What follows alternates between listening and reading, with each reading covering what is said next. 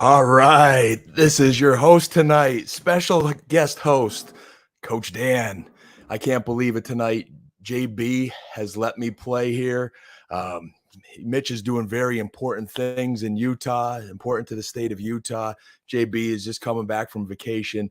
And, when JB's away, the kids like to play. So tonight, Mitch and I are always talking about best ball and DFS. Well, we're not going there. But the next best thing right now, Scotfish Bowl. It is Scotfish Bowl time, ladies and gentlemen. Scotfish Bowl 12. Not everyone's in Scotfish Bowl, so I still want to make this a show for everybody here. And all of us that play Dynasty very often say, I got to get rid of this Dynasty thinking and get ready for redraft when we have our home leagues.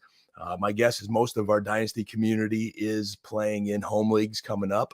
I know a chunk of us are in Scotfish Bowl 12. For those not familiar with Scotfish Bowl, I'm not going to get into all the details, but it is like the world's largest redraft charity league. There's no entry. You've just got to be selected out of a pool. There is a large pool of analysts, a select pool of fans. This year, there's 2,500 to 3,000 participants. So you're playing for pride and a good cause, a great cause, as proceeds, different ways throughout this proceeds are raised, and it all goes to Toys for Tots and also other charities that we participate in as fantasy football players. We encourage others to send a part of a donation from your home league to a charity and so forth. I won't get into all the scoring. If you want to check it out, go to scotfishbowl.com, click on rules, and you'll see this year's scoring. Hey, Wes, I see Wes is there in the chat. All of our listeners tonight in the chat, fire away questions, and I'll be glad to answer them as we go. I'm going to share my screen shortly and as I get into the Scotfish Bowl draft. But again, we're looking at a little bit some dynasty spins tonight. But hey, when we're in our home leagues or we're in Scotfish Bowl, what do we do when we got to shift that dynasty brain over to redraft? Want to be able to dive into it. And Scotfish Bowl scoring, it's a 22-man roster, 11 starters. There is a heavy emphasis on quarterback as you are penalized for incompletions and interceptions. So efficient quarterbacks are very important, and maybe similar to our super flex concept in Dynasty where we start two quarterbacks. They're going early and often in drafts, so you're not going to want to slide too much. If you are playing with fire and roll the dice. It is awesome to see a lot of different strategies. I don't think any one of us has the perfect strategy, or else, we'd be like the expert of the Scotfish Bowl. There's been no repeat winners over the years. And again, you're competing against 2,500 to 3,000 participants, so you have to be different. So quarterback's big, tight end premium, so their scoring is elevated a little bit. It's half point PPR. You do have an opportunity to start a kicker. I'm normally anti-kickers, but you have that opportunity in the Scotfish Bowl. No team defense. So with that, I'm going to dive right into it, and I'm going to share my screen here and look at the draft that I did. Most Scotfish Bowls right now are anywhere between rounds 4, 5 to 9, 10. Some are moving slower or faster than others. In my case, I did a live draft on Sirius XM radio on Sunday. Just a great, awesome experience with a competitive group of dudes. And I actually got to log in here. My apologies. And should have done this before the show. Hey, BB is probably busting me behind the scenes right now. Hopefully I could remember my passcode. Normally I am on my Safari browser, but I have got to log in through Google Chrome for our podcast. And as you could see, I have temporarily forgot my passcode. So this might take a couple tries. Apologize, but I will ramble while I'm looking to log in. Yeah, let's see, maybe second time the charm. No, it is not. All right, let's do maybe third time. I'm going to do this a little bit differently. I know what I got to do here. I'm able to get in without even logging in. Look at that. No, I'm not. This has got me going to someone else's draft. So I got to get a little creative here. I do have the screen opened in Safari, so hopefully I could just copy and paste and slide it over. Good thing it's early in the show. So bear with me here right now. My listeners should be able to see the screen. I'm going to just change what I'm putting in here. This was the Scotfish Bowl main event, And as you can see, I was in the Metropolis division there, a little Superman theme. And we had Shane is the worst in there from Dynasty Trades. We had Ray Flowers from Sirius XM. Ray's pretty popular, and then he drafted a heck of a team. We had one fan. Most Scotfish Bowls in a 12-team division have 3 fans and 9 analysts. We had 11 analysts. But Jonathan Sale, one of the fans, you could tell he was on our game like a lot of the listeners are in our Patreon. I mean, we got some sharp guys in there. Jonathan, as a fan, really brought it. Matthew Jackson from Dynasty Happy Hour, myself, Pierre Wilson from Fantasy Impact Today, Doug Orth from FF Today, Matt Donnelly from Dynasty Vipers, Drew Davenport from Football Guys. We all love Drew's legal analysis. And Calvin K from Second and Goal, Fantasy Mojo, Darren Armani, and then Dr. Roto, Eric Roma from the Dr. Roto Show. So just a really, really competitive group, which was, again, just absolutely awesome. Now, if I could figure out how to log in, what I'm going to be showing you is our mock draft. Not mock draft, or live draft, but the actual board. And this is the problem when you have passwords saved in your normal computer. So what I'm going to do is I'm going to log out on Safari if it lets me. Of course, it doesn't want to let me right now. I'm going to, oh, here we go. So if I log out there and then log back in, I will be able to see, oh, I see what I'm doing. I had the wrong username. So give me a little break. This would happen when JB's not hosting the show. You get the little technical difficulties.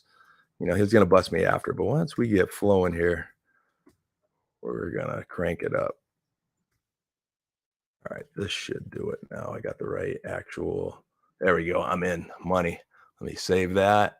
Draft board, grid, I am in. Now, the only thing I don't like, I'm going to stop sharing just for a moment here to see if I can see the chat, because I want to be able to answer your questions. All right, we got Kevin in there. Hey, Kev, what's going on, man? Corey, abolish it, MFL. You know, MFL sleeper, it's really interesting. I've been MFL historically, but after doing the live draft in Scotfish Bowl, I'm kind of shifting to the live drafts with sleeper, man. So kudos to the sleeper crew in here. That'll go for the bloopers reel. So let me go back to sharing my screen, and I'm going to show you the mock draft, and we're going to walk through this. And I think I could go back and forth and be able to see the chat and answer any questions that you have. All right, we're going to be in business now. And then I'm going to take you also tonight to Josh ADHD's Spike Week board for ADP, a great tool if you're not using it for Scotfish Bowl. And even if you're not in Scotfish Bowl, man, 3,000 people, you see some pretty cool stuff. So I'm going to get back to that. But here's the draft board. So as I mentioned, in round 1, quarterbacks premium was at a, quarterbacks scoring was at a premium. Similar to our Superflex leagues, especially when we're 14, 16 teams deep, quarterbacks are hot. Here, the only little against the grain was Kyler Murray going first. But I think the reason for that is everyone who had 101 who was taking a quarterback is obviously going to be going after the Josh Allens, maybe some Mahomes, maybe, you get a little bit different. Not everyone's taking Kyler Murray. So Shane is the worst here, went a little bit different and says, hey, if I'm going to go from the 101, I'm going to take a different approach, go with Kyler. I don't know if I would have done it myself. I know you got to differentiate when you're competing against 2,500 people, but I'm not a big Kyler guy, as a lot of people know. I think there's a talent there, but I'm just not liking that Arizona Cardinal situation. His health, he kind of peters out later in the season. I have some concerns. Josh Allen went number 2, Patrick Mahomes 3, Herbert 4, Burrow 5 to Coach Dan here. I was really excited about that. And I am super high on Burrow. I think in a league that rewards efficiency, I know it's not a dynasty league, but what he showed in the second half, late last season and the postseason, I think he's really ready to sling the rock, and that Cincinnati offense is only going to get better. The offensive line's already better this offseason.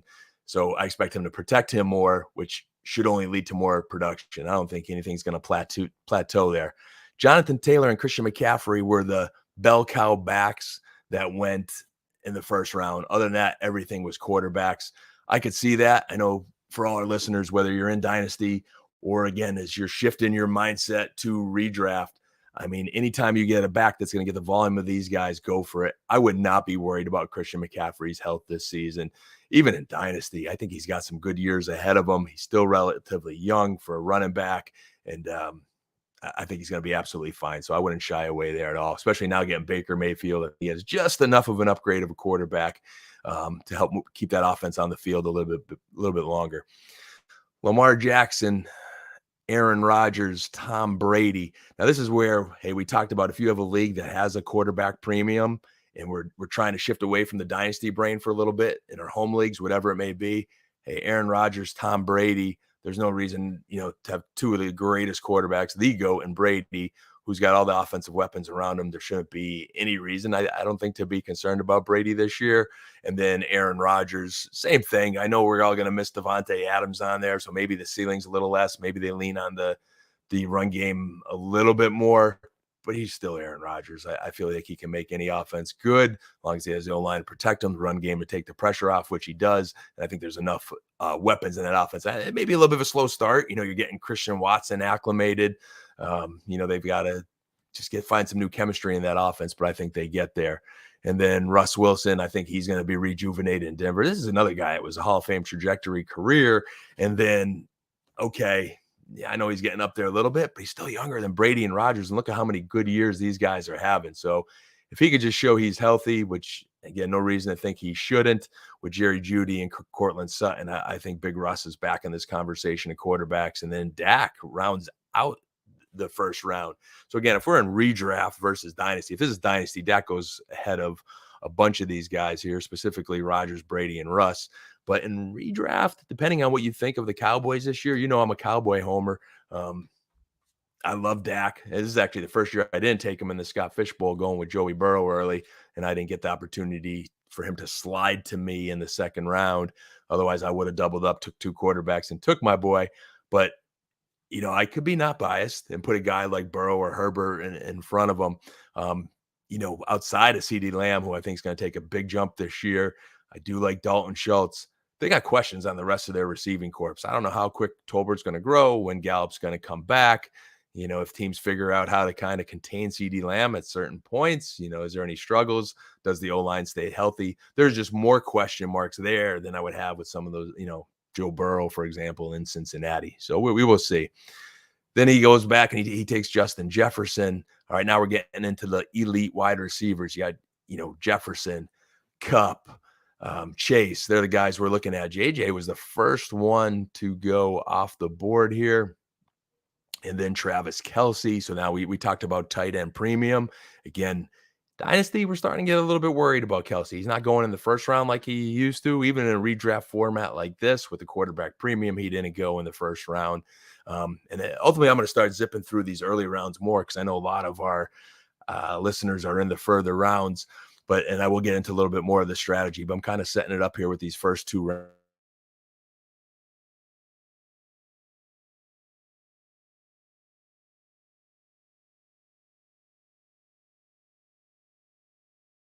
Internet just got choppy there for a second. So if you lost me for a second, hang tight. I'm back.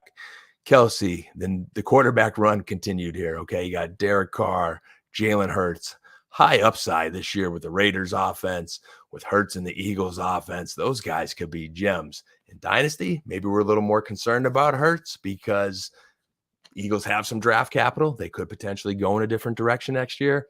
In a redraft type format in your home league or in the Scotfish Bowl, we're not worried about it. He has all the weapons around him. There is some concern about his efficiency, but I think he takes another leap with his work ethic, and then having A.J. Brown added, Devontae Smith, another year more experienced. O-line is stacked. I'm actually, as a Cowboys fan, I'm a little bit worried about the Eagles. I'm hoping Jalen Hurts doesn't take that next stride, or else the Cowboys could be runner-up in that division very easily.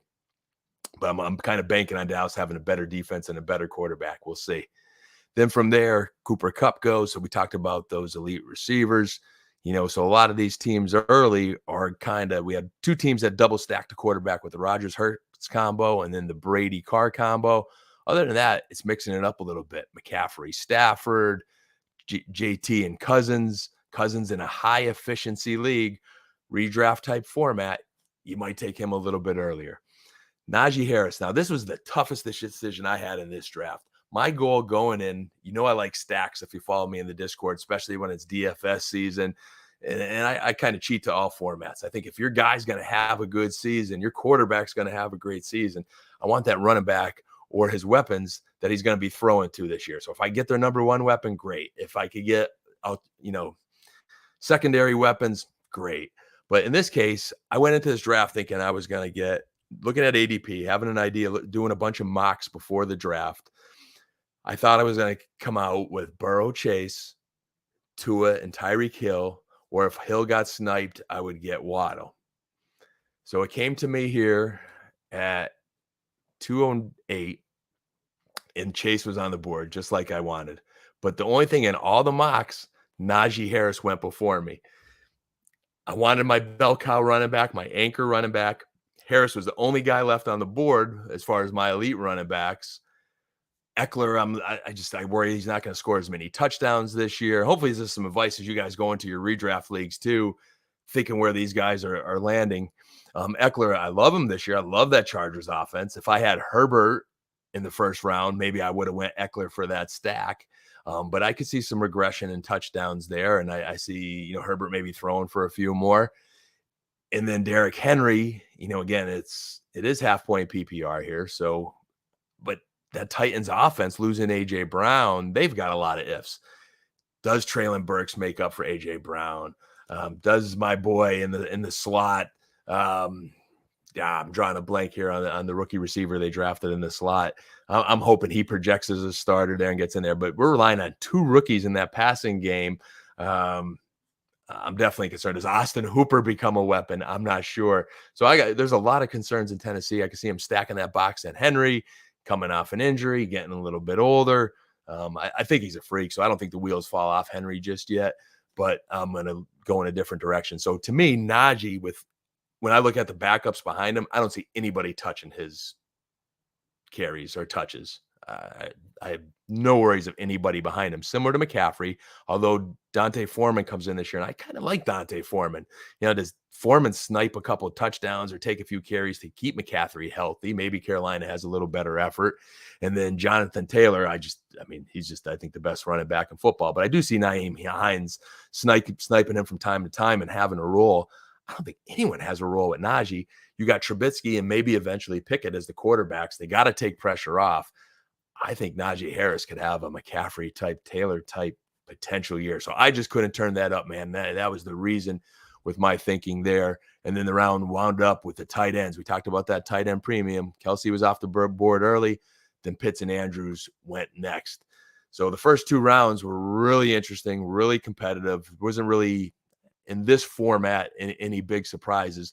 Then it went third round reversal. If you're in any leagues with the third round reversal, here's where I would be hoping, okay, I'd be coming up next, but I wasn't, because now we're going back to that team that picked last is going first again. So it was going to be a little bit of a longer wait to me. And I was hoping maybe Chase would slide to me and I could still get my stack.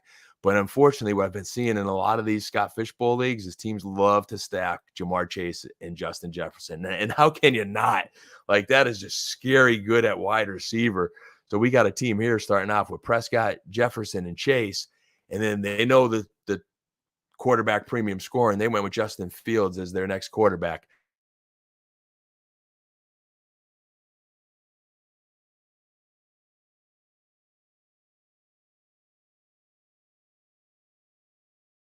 And man, sorry if that paused. There's like these little 1-second internet glitches, but I don't know if I would have punted and waited for Matty Ice. He ended up going in this round anyway. So I guess Justin Fields, for his upside and his rushing upside, might have been the way to go. But I'm really concerned about the Chicago Bears. If you look at the Bears this year, and I'm on the Mooney train, I like Montgomery a lot. But who else are they throwing to? Some people say, hey, maybe the receivers are a little underrated. But you're starting that sentence with what? Byron Pringle? Old man Velus Jones is a rookie and already old. I know they got speed, but speed only matters so much if you can't run routes. So I like Cole Kmet too. But if I'm a defensive coordinator, I'm going to double team Darnell Mooney. I'm going to stack the box a lot to not let Montgomery get going. And I'm going to blitz that weak offensive line of the Bears and send pressure on Fields. So unless that O-line gets together and surprises us, that Chicago Bear team could be in trouble. So he gambles on Fields. I might have punted quarterback another round or two at that point and wait for a Mac Jones. If not Matty Ice. Again, playing with fires, we're looking at quarterback efficiency. But if I'm going to roll the dice, I mean, I'd even roll down to Danny Dimes. I know that sounds gross, but I kind of believe in that new Giants coaching staff and some of those weapons around him with Barkley in the backfield and Kadarius Toney. Again, I didn't like it enough to go there, but just a little bit of my thinking instead of Fields. If it was Dynasty, love Fields. This is not a knock against Justin Fields in any way whatsoever, but I do get concerned of what Fields could do this year. So then, we're going back to taking, key guys, Mike Evans, James Conner, Kamara. Kamara could be a steal in the 4th round. If that suspension or suspected suspension is short, we're hearing it is. He was drafted by the fantasy lawyer there in Drew Davenport. So him having some conviction there on taking Kamara makes me think the risk is not that great and get him in the 4th round. Keenan Allen, great pick if you're big on Herbert. That's, he's kind of always underrated and goes there. My boy, Uncle Lenny. Did I tell you I played basketball with Leonard Fournette? If I didn't, ask me that story sometime. But, he goes in the 4th round here, solid running back. Diggs, and then, I'm even like skipping rounds here. We're in the 4th round. Tyreek Hill went. I took Tua in the 3rd. I don't know if I would have took Lamb if he slid to me. Trey Lance went before me. I did like that Trey Lance upside. I was between Tua and Lawrence in the 3rd. And what came down to it for me was who am I stacking Trevor Lawrence with? Marvin Jones really late. Laviska, my boy, is a 4th receiver on that team now. I'm just not feeling super confident with the Jacksonville Jaguars. Dynasty, I'd take Lawrence. Redraft type format, I take Tua. There's just way too many weapons, and my mind was stacking him with Tyreek Hill, which I was able to do in the next round there. There's just not enough, I think, firepower, and with again, quarterback efficiency potentially being penalized. I think Lawrence is going to have a much better season, going to have some really good games this year, but I think he's still going to have some struggles on occasion when the Jacksonville offense struggles, especially versus a very good defense. I know Mitch has been on me about Tua, but I am super high on Miami. I was last year. Again, I'm looking back and reflecting on it. Coaching concerns last year, offensive weapons missing. I mean, it was just Waddle all the way and Gesicki on occasion. You throw Tyreek Hill in there with, again, hopefully a improved offensive line, Chase Edmonds out of the backfield. He's got a lot to work with this year. Chubb, Javonte Williams, Barkley, all those stud running backs are going. And then it's circled on back to the 4th round where we had the A.J. Browns, Matty Ryan, which I mentioned. So yeah, 3rd round reversal. So Matty Ryan was off the board. Then he took Fields. So that makes sense. If you think, hey, he's the most highest upside quarterback, you're going for upside in such a big tournament.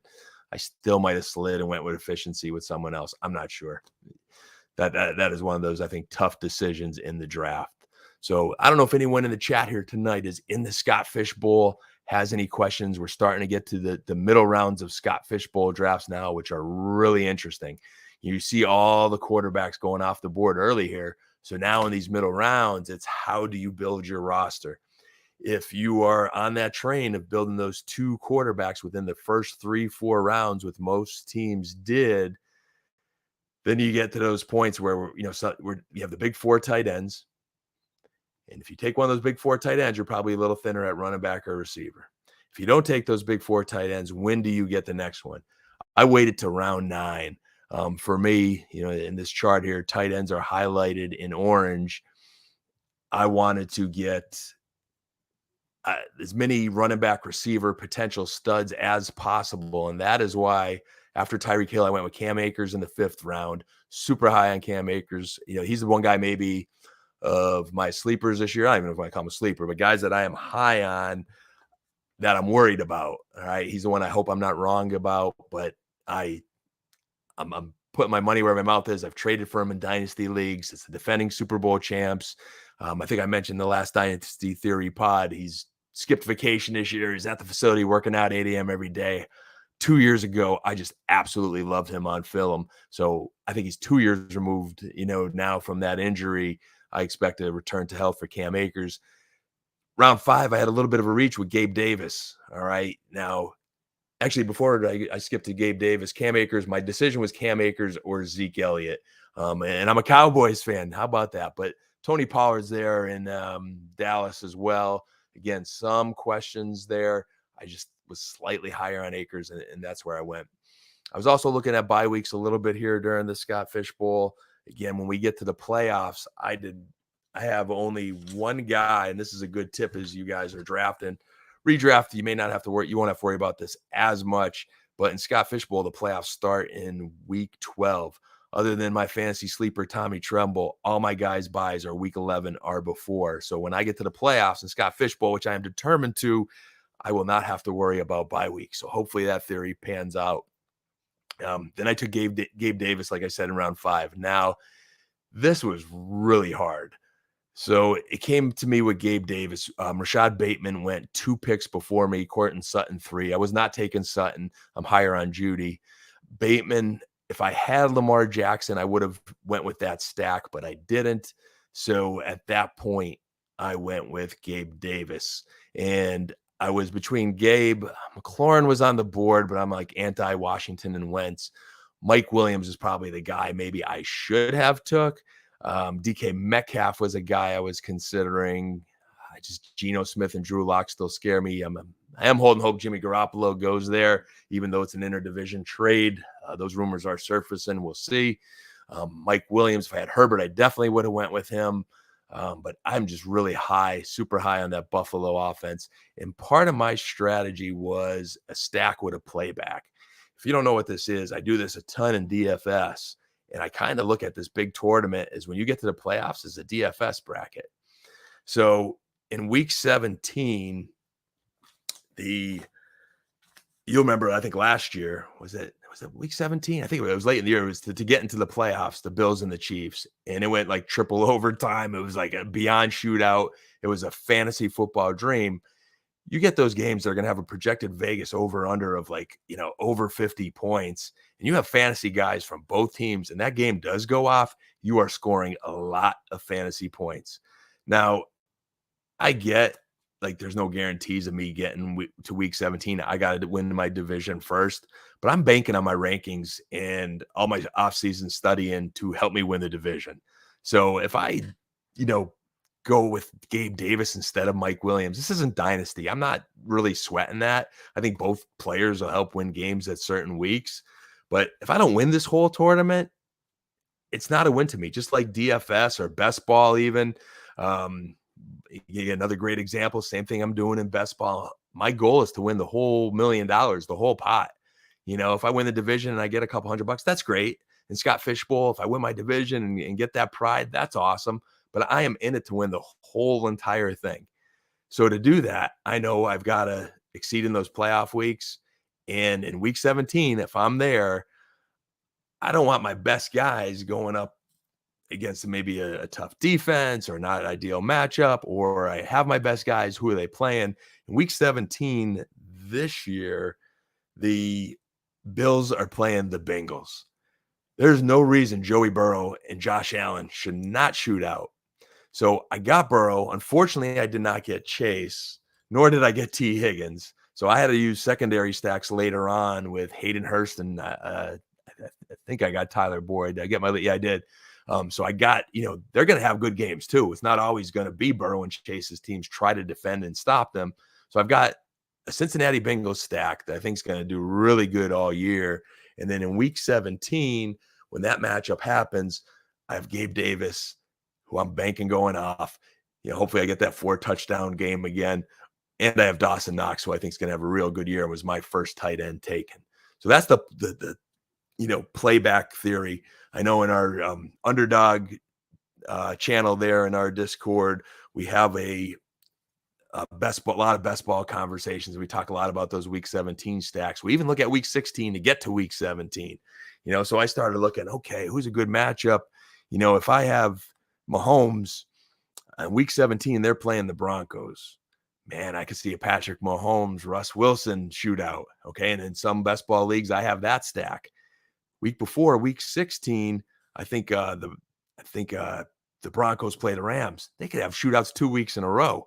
So if you really look at week 16 and week 17 schedule, you're going to get some really good tips, some really good information, maybe that could kind of alter your drafts a little bit. So that was one of the main reasons, other than thinking he's going to have a breakout year, I went with Gabe Davis.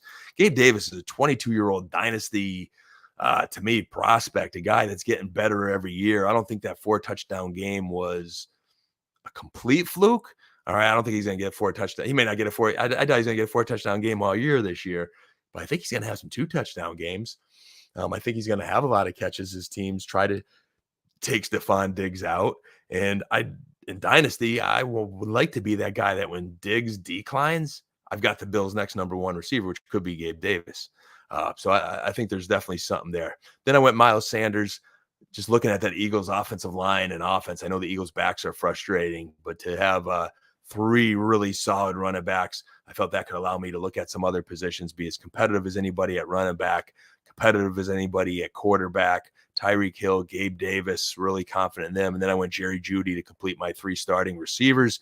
Again, banking on Jeudy being the CD Lamb I hoped he was going to be when he was drafted. I think with Russ Wilson, there's a good chance that happens. And with a clean bill of health, I got my tight end, as I mentioned, in Knox. And then I went Devonta Smith, who I love Devonta Smith. I loved him coming out. He was my favorite wide receiver in his class.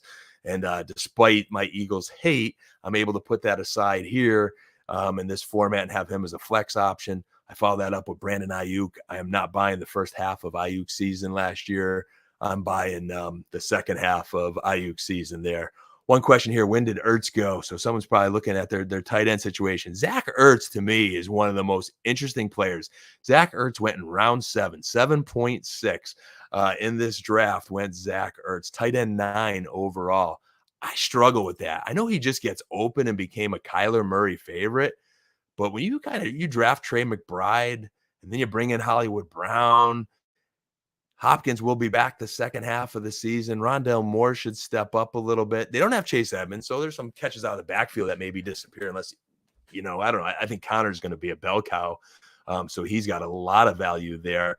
But I like Ertz, but him going round 6, I can't see taking him in front of Pat Freiermuth, who went in the 8th. My boy Dawson Knox, who went in the 9th. Gesicki, who would have liked him in my Tua stack, who went in the 10th round. I'd even sleep on Irv Smith in the 11th round, or Cole Kmet in the 11th round. If you like Njoku in the 12th round. Noah Fant, if he gets Jimmy Garoppolo, went in the 14th round. Hunter Henry was a touchdown monster last year, went in the 14th round. Gerald Everett's one of my sleepers. I got him in the 15th round. I know he's a sleeper every year, so I use that very loosely. If you don't get any of the big 4 tight ends, you're just loading up on tight ends and seeing who hits for you. So I like to get multiple tight ends if I don't get the big ones. So for me, I was very happy going heavy running back, wide receiver, and then getting Knox, Gerald Everett with Herbert and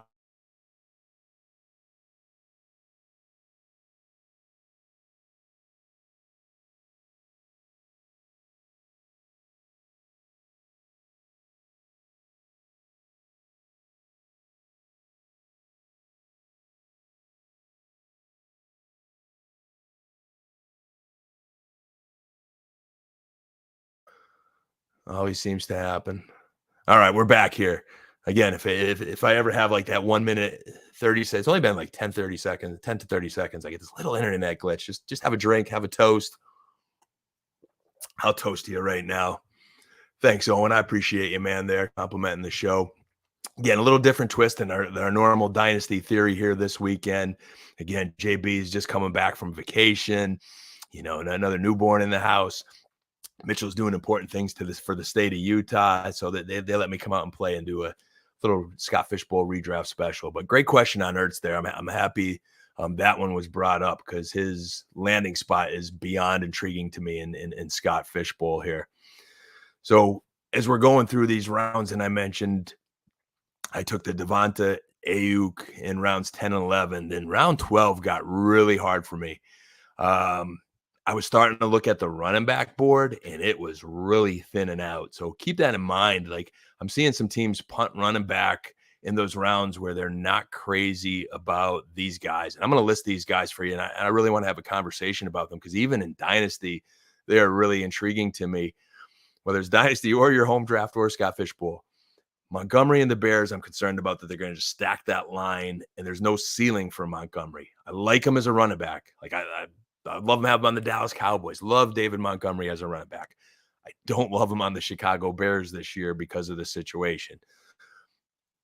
Josh Jacobs, I think he's a free agent this year. I'm worried some guys are going to snipe his touches.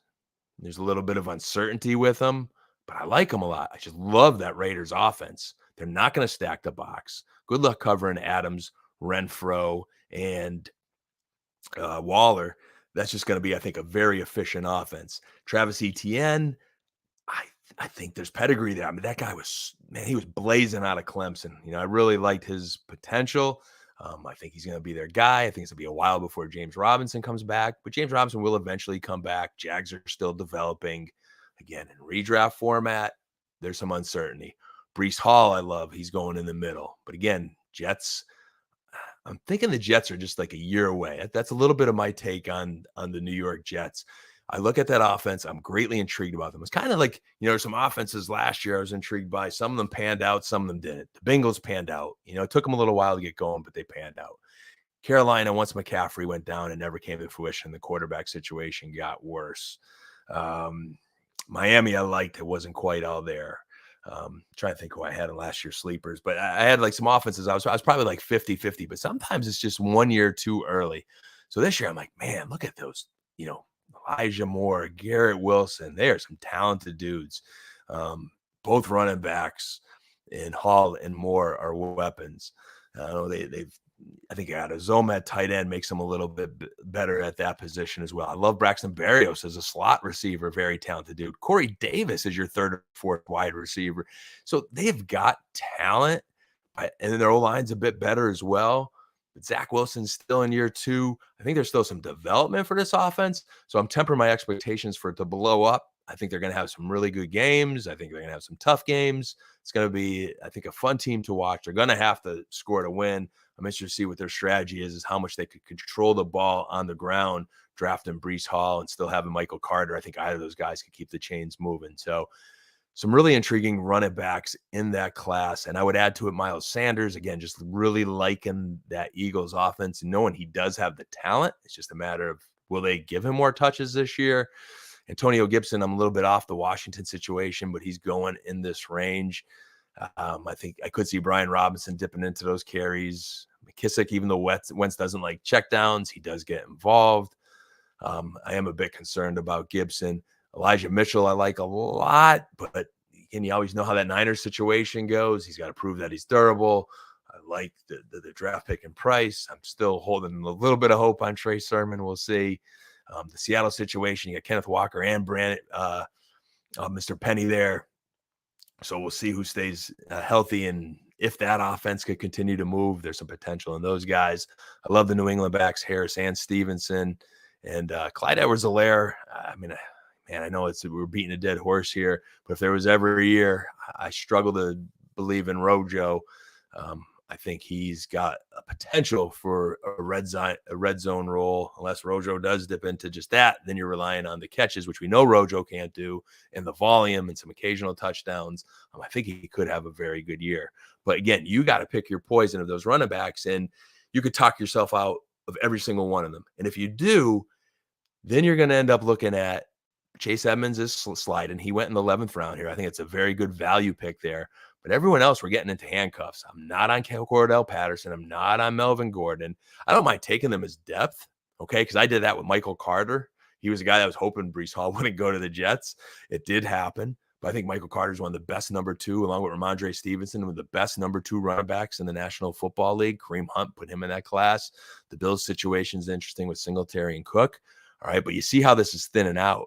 If you fade those running backs and you miss out on the Akers, the Jacobs, the Gibsons, the Walkers, like whoever, your running backs are going to be Marlon Mack, Kenneth Gainwell. You're going to be banking on a handcuff to come through, and I didn't want to be in that situation. So I'm 3 deep at running back with a solid handcuff with number 4 with Michael Carter, and then I just loaded up wide receivers and to really complement the rest of my roster. And I think that's a solid Scotfish strategy. When we looked back at last year's Scotfish Bowl winners, and probably again, going to go to your home leagues, a lot of times you win because of that middle round pick that just blew up. All right. Cooper Kupp was not a first round pick a year ago. Deebo Samuel was not a first round pick last year. They were not second round picks last year. They went in those, 6th, 7th, 8th, 9th rounds and blew up. So for me, I'm hoping Gabe Davis, Jerry Jeudy, Devontae Smith, if one of those guys, Brandon Ayuk, could have a blow up year, I've got something special there. I mentioned handcuff and getting Boyd as a secondary stack with Burrow. And then I took Devontae Parker. Devontae Parker, I love this year. Around 14, I truly believe he is going to be the number 1 wide receiver for Mac Jones in New England. In the games he played last year in Miami, he was a number 1 receiver there with Waddle. He was getting high volume of targets. I think he was like somewhere like 5 to 8 targets a game. Really good volume. He's a good red zone guy. And now he goes to New England. He's going to be their ex-wide receiver, and he's probably not coming off the field. All right. Let Aguilar and Myers have their certain roles. But when it's 2 receivers and it's 2 tight ends or 2 receivers and a tight end, 2 backs, it's going to be Parker on the field all the time. He's not coming off the field very often. So I think to get a number 1 wide receiver on any team, I think Mac Jones is going to take a step this year in New England. I do trust Belichick to continue to grow that offense. I think Parker could have a real good year. Then I mentioned going my tight ends. And then in round 17, we're going really deep here. I was just looking for some upside. I took George Pickens. I love the Steelers, even though I'm high in the run game with Harris, and I know there's some concerns with Trubisky and Pickett. I love their receivers. They may not be that deep, which is good for my pick here. And Pickens, this is the one time maybe I went with my dynasty brain because, I didn't want Sterling Shepard. I didn't want Sammy Watkins. I didn't want to regurgitate the same guys that are going every year. I liked them more, Pickens more than the Tolberts and the Wendell Robinsons. Pickens was a first-round draft pick pedigree. So he slid a little bit. They say it was off the field stuff. It was, coming off an injury. I'm a Georgia Bulldog fan. The dude's a stud. If Claypool or Johnson went down by any chance, he could be the wide receiver too. And again, I think he's a kid that has wide receiver 1 potential. So in round 17, really late like this, I just love the prospect of getting George Pickens. Then I took Garoppolo in the 18th, looking at quarterback opportunity, just because this was you have to make a decision in your leagues. You're gonna be thin somewhere. So I says, hey, if Burrow or Tua go down, I'm probably going down too. If one of them going down, hey, I'll try to buy some time with flex plays.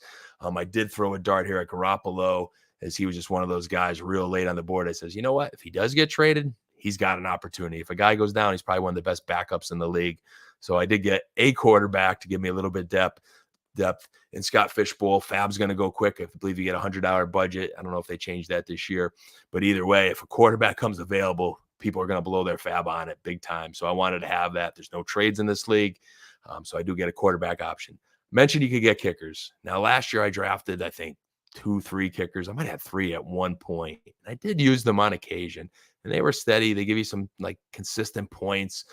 You want, someone on a real high scoring offense, but more often than not, they just stood on my bench. So I didn't want a lot of dead weight, and I didn't want to draft multiple kickers this year, but I do see the value. So I had my top 5 of kickers. Justin Tucker and Evan McPherson went the 2 rounds before. McPherson was the first kicker in round 16 in this league. Now, mind you, there's a bunch of sharps in this league. These guys are good. First one went in round 16, and then Tucker went in round 18. So once those 2 were off the board, I knew it was getting close. And I think Tyler Bass and Harrison Buckner and Nick Folk went before me. I did not want Nick Folk, so I was happy he was gone. My top 5 were McPherson, Tucker, Buckner, Bass, and Daniel Carlson and the Raiders. And my goal was to get one of my top 5. Carlson was there. Man, he was awesome. He had ice in his veins last year, and he could blast those 50-yarders. They expanded kicker scoring this year in Scotfish Bowl. Again, normally I'm anti-taking kickers in leagues, but if there is a place for them, I want to get them at value. I don't want to reach for them because the difference in score kicking often isn't that great either. So I know whether I had 1 or 5, it's probably going to be pretty close versus, passing up a potential breakout receiver or backup running back. I will use Carson if the injury bug hits me. If the Vegas Raiders have a game where the Vegas totals are like 50 or over, it's going to be a shootout, high scoring game. I might insert Carlson into a flex play on a certain week. But again, I didn't want to take a kicker at a point where I was losing the chance to get a potential stud. Then the last 3 rounds, these are our flyer rounds, right? These are our deep, deep sleepers. Who could, odds these picks aren't going to pan out. And in Scotfish Bowl, the whole second half of the draft, a lot of the championship teams last year too, second half of their roster wasn't anything stellar in these drafts. Again, once the teams that were in it to win it had those big breakout receivers, tight end premium, stud tight ends if they had a big year. They were solid at the quarterback position. So I made sure I had all those staples. Now we get these last 3 rounds.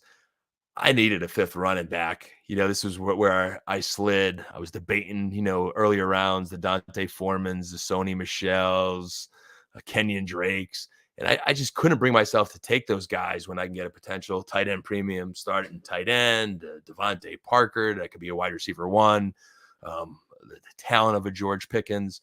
So I slid on that 5th running back. Again, if my top running backs don't stay healthy and make it, I'm probably in trouble anyway. So I did take a running back here and just went with Trey Sermon. He's in the mix. Hey, what if TD Price there is not quite ready yet? What if Elijah Mitchell gets hurt again?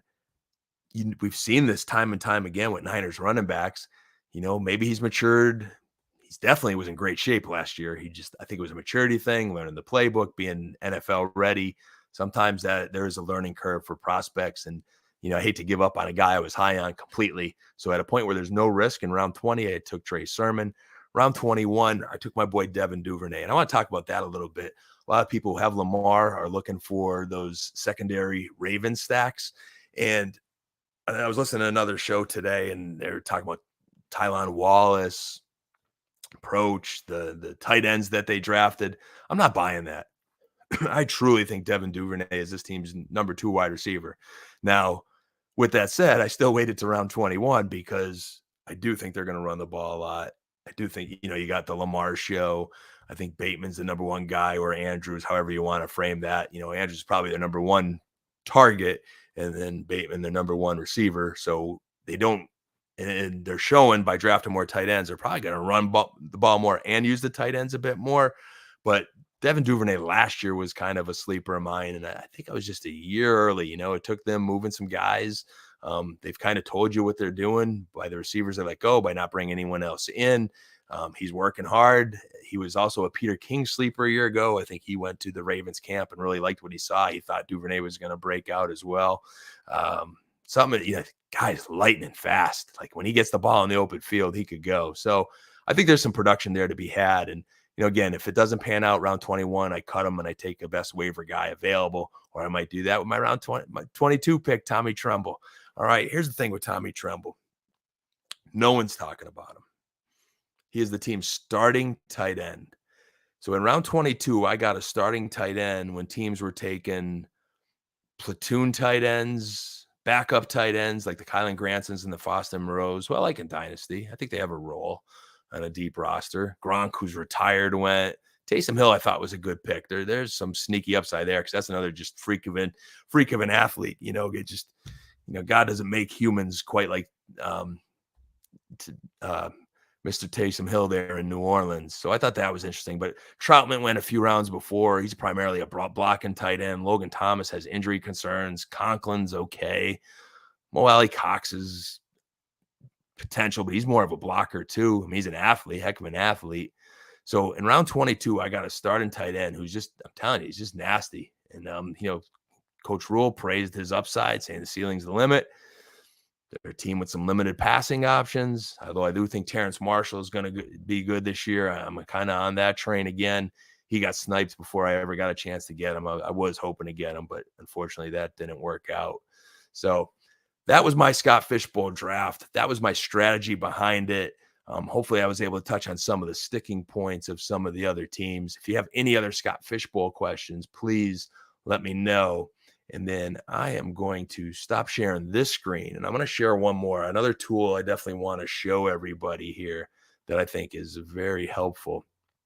If you go to Twitter and follow Josh_ADHD, this is a very helpful tool. I'm pulling it up right now. All right, here it comes. So look at this tool, Scotfish Bowl. It is on spikeweek.com/SFB/, or you could get it from Josh's Twitter page, like I mentioned to you. It starts with a dashboard, and it shows you when the last quarterback one was to go. So like one team in a league, I think, where is it? Latest quarterback one, like 11th round, the Oak Street Flyers waited to get a quarterback. I'd be really curious to see their roster. And I think I actually could look that up. If you go on this and you see my team and you see the little handles here, let's see if I can remember that guy's name. Oak Street Flyers. So we saw he didn't take a QB1 to the 11th round. When I click go, he took Carson Wentz in the 11th. So this guy went with the two tight ends early, Chase. Then he went receiver, running back heavy. So my guess with his strategy, and I don't know Oak Street Flyers from Adams, but I'm just showing you kind of how this tool works. You see the little trends, and then you can look at rosters. He went with the tight end premium and double dose there, Kelsey and Andrews, which has got a ton of upside and potential. Took an elite receiver in Chase, so you can get a lot of scoring there. Didn't neglect running backs at all with Monty and Hall, and then followed up with Mitchell and Cook. So he's 4 deep at running back. Took the potential to move it. Mooney, Olave, my boy Kadarius Toney, great value in the 10th round. That's where I'm seeing him going on average. I can get into ADPs in a little bit here. So his theory must be, I believe, and he's differentiating himself because this isn't a common strategy because everyone wants the quarterbacks early. I showed you all these sharps in my league taking the 2 of their top quarterbacks in the first 4 rounds, with most of them taking it in the first 2 or first 3. And I think that's the overall trend. So this guy is definitely going to be different than the majority of the rosters. Now, the problem is you only have one shot in the Scotfish Bowl. That's why I want to do that. If this was best ball, hey, I'm going to enter a bunch of lineups and I'm going to try one this way or 2 this way, or however many my payroll allows me to do. But he's saying I'm going to get Wentz, and then my guess after Wentz, maybe he's looking at a Danny Dimes, a Davis Mills, a Jared Goff. He is okay with those quarterbacks. I don't think they're going to be efficient enough. You lose a point per incompletion. All right. Wentz is going to have those point per incompletions in those interception games, and that could really hurt you in any given week. So I would be a little hesitant to do that, but very interesting strategy.